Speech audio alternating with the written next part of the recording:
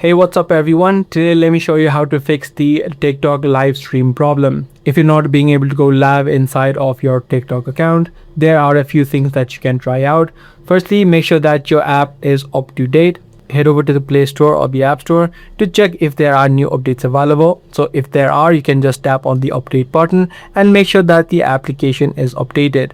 Also, you can try to clear the cache of the application by heading over to the three lines on the top right and then tap on the settings and privacy option. Scroll down until you see the section of free up space. You can just tap on this option and then tap on the clear option right here. Now, sometimes even after doing both of these steps, you're gonna still face this issue.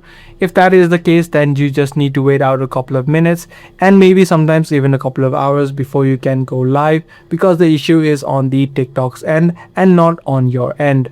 So by following these couple of steps, you should be able to fix the TikTok live stream issue. If this video did help you out, be sure to subscribe, share, and also give this video a thumbs up.